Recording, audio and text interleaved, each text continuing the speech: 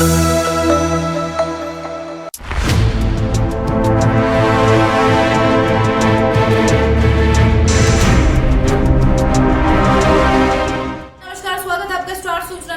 मैं आपके साथ हूं चंदा यादव। बिहार में एक समय ऐसा था जब तमाम बाहुबलियों का उदय हुआ था। सूरज भान हो या शहाबुद्दीन हो या फिर सुनील पांडे हो, तमाम बाहुबलियों का एक अलग ही रुतबा था। बिहार के हर एक गली में कोई ना कोई बाहुबली नजर ही आता था। इस वीडियो में जानेंगे तमाम बाहुबलियों के बारे में, देखिए रिपोर्ट को। आज कहानी आनंद मोहन की। स्वतंत्रता सेनानी के घर में पैदा हुए आनंद मोहन सिंह बिहार के सहरसा जिले के पचकचिया गांव से आते हैं। लोकनायक जयप्रकाश नारायण के संपूर्ण क्रांति आंदोलन से जुड़े और यहीं से राजनीति की राह चलनी पड़ी। इमरजेंसी के दौरान 2 साल तक जेल में रहने वाले आनंद मोहन का सियासी करियर 17 साल की उम्र से शुरू हो गया। धीरे धीरे आनंद मोहन राजपूत समुदाय के नेता बन गए। साल 1978 के तत्कालीन प्रधानमंत्री मोरारजी देसाई जब मंच से भाषण दे रहे थे, उस दौरान आनंद मोहन ने उन्हें काले झंडे दिखाए।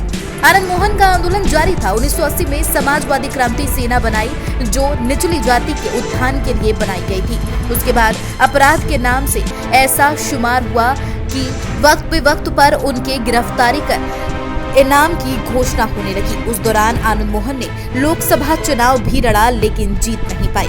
साल 1983 में आनंद मोहन की 3 महीने की कैद हुई और आपको बताते चले, आनंद मोहन की सबसे ज्यादा दावत 5 बार लोकसभा सांसद रही। राजेश रंजन उर्फ पप्पू यादव के गैंग से थे। उस वक्त कोशी के इलाके में युद्ध जैसी स्थिति पैदा हो गई थी। 1990 की अगर बात करिए तो खासकर राजनीति में राजपूतों का दबदबा बिहार की राजनीति में कम हो गया था।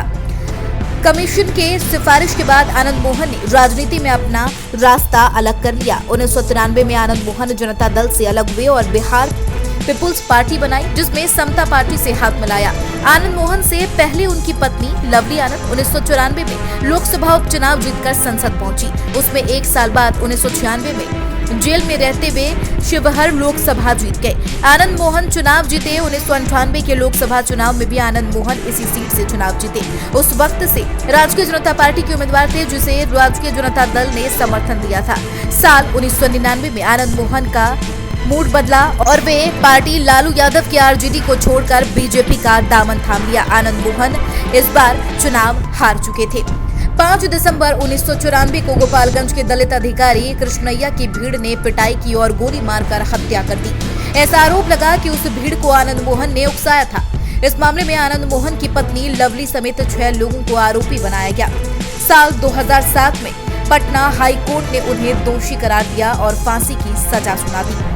आजाद भारत में यह पहला मामला था जिसमें एक राजनेता की मौत की सजा सुनाई गई। हालांकि 2008 में इस सजा को उम्र कैद में तब्दील कर दिया गया। साल 2012 में आनंद मोहन ने सुप्रीम कोर्ट में सजा कम करने की मांग की, जिसे कोर्ट ने खारिज कर दिया।